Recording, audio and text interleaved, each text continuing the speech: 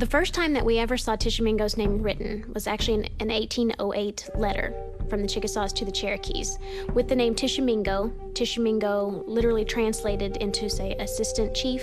Anyone who was in the position that he was in, say, as the Tishomingo, was known to be a warrior, an orator, was known to be a person of power and persuasion. This was a role that extended back deep into prehistory, into the Mississippian mound-building cultural times, as best we can tell. Proclaimed the last full-blood Chickasaw warrior, Tishomingo was born in the mid-1730s and grew up during a difficult time in our history. The Chickasaw Nation was embroiled in war from the time he was born almost until the time of his death in some conflict or another. And he grew up as a warrior and fought not only for the tribe, but also for the U.S. government in their military.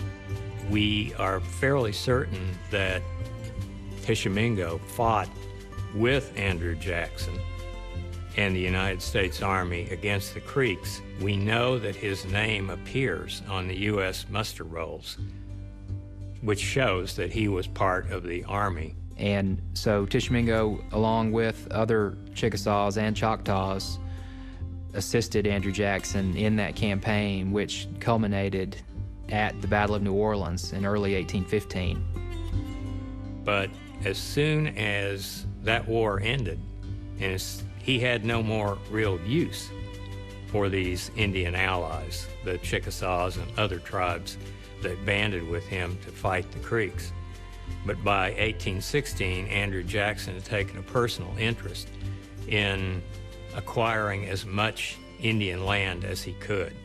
For years, Tishomingo and Chickasaw leaders fought to keep the homelands, but unrelenting pressure from the new United States convinced Chickasaw leaders that removal was the only hope for sovereignty and survival of the tribe.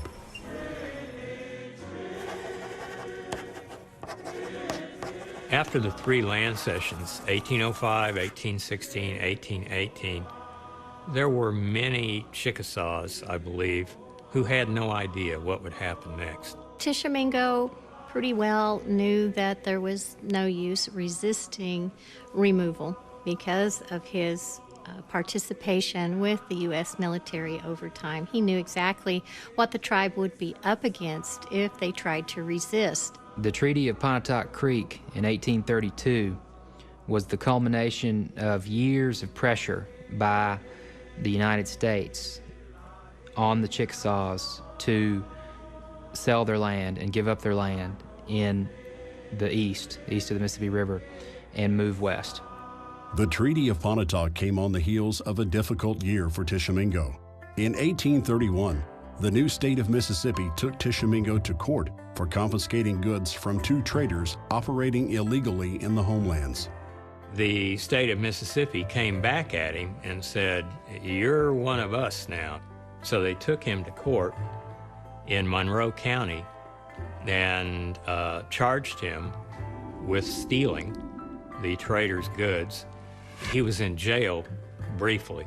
And that goes down in history as a man that was willing to fight for what was right for his people. And I believe that is his greatest contribution. Tishomingo was at the end of his life by the time of removal. Many people say he was close to 100 years old, and he evidently did not have the strength to survive the entire Trail of Tears here to Oklahoma. He was quite aged to even be trying to remove, but he picked up his things and his family and took off for Indian Territory and a new life. Isn't it something that then our original capital was immediately named after him? The town of Tishomingo was laid out like a traditional Mississippian village would have been laid out. All that's both a tribute to him, but represents the extent to which he truly was an anchor to the old ways. The Chickasaw Nation has recently erected a monument at the location of Tishomingo's last home place, where he lived the last at least 40 years of his life in the homelands.